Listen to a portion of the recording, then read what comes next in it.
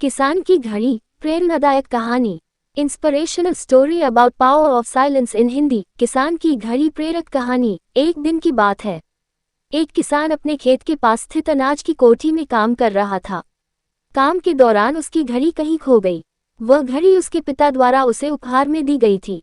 इस कारण उससे उसका भावनात्मक लगाव था। उसने वह घड़ी ढूंढने की बहुत कोशिश की। कोठी का हर कोना छान मारा, लेकिन घड़ी नहीं मिली। हताश होकर वह कोठी से बाहर आ गया। वहां उसने देखा कि कुछ बच्चे खेल रहे हैं। उसने बच्चों को पास बुलाकर उन्हें अपने पिता की घड़ी खोजने का काम सौंपा। घड़ी ढूंढ निकालने वाले को इनाम देने की घोषणा भी की। इनाम के लालच में बच्चे तुरंत मान गए। ग्रेटर दैन कोठी के अंदर जाकर बच्चे घड़ी की खोज में लग गए। इधर उधर, यहाँ वहाँ, हर जगह खोजने पर भी घड़ी नहीं मिल पाई। बच्चे थक गए और उन्होंने हार मान ली। किसान ने अब घड़ी मिलने की आस खो दी।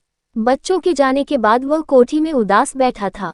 तभी एक बच्चा वापस आया और किसान से बोला कि वह एक बार फिर से घड़ी ढूंढने की कोशिश करना चाहता था। किसान ने हामी भर दी। बच्चा कोठी के भीतर गया और कुछ ही देर में बाहर आ गया। उसके हाथ में किसान की घड़ी थी। जब किसान ने वह घड़ी देखी तो बहुत खुश हुआ। उसे आश्चर्य हुआ कि जिस घड़ी को ढूंढने में सब नाकामयाब रहे, उसे उस बच्चे ने कैसे ढूंढ निकाला। पूछने पर बच्चे ने बताया कि कोठी के भीतर जाकर वह चुपचाप एक जगह खड़ा हो गया और सुनने लगा। शांति में उसे घड़ी की टिक टिक की आवाज सुनाई पड़ी और उस आवाज की दिशा में खोजने पर उसे वह घड़ी मिल गई। किसान ने बच्चे को शाबाशी दी और इनाम देकर विदा किया।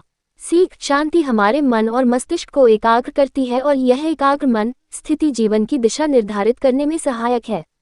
इसलिए दिन भर में कुछ समय हमें अवश्य निकलना चाहिए, जब हम शांति से बैठकर मनन कर सकें।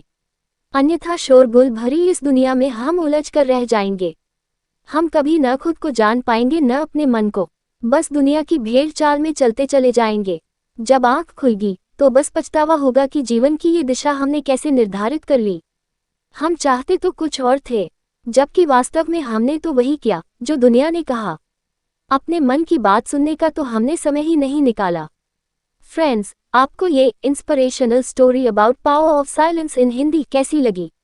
आप अपने कमेंट्स के द्वारा हमें अवश्य बताएं। ये हिंदी स्टोरी पसंद आने पर लाइक और शेयर करें। ऐसी ही और मोटिवेशनल स्टोरी पढ़ने के लिए हमें सब्सक्राइब कर लें।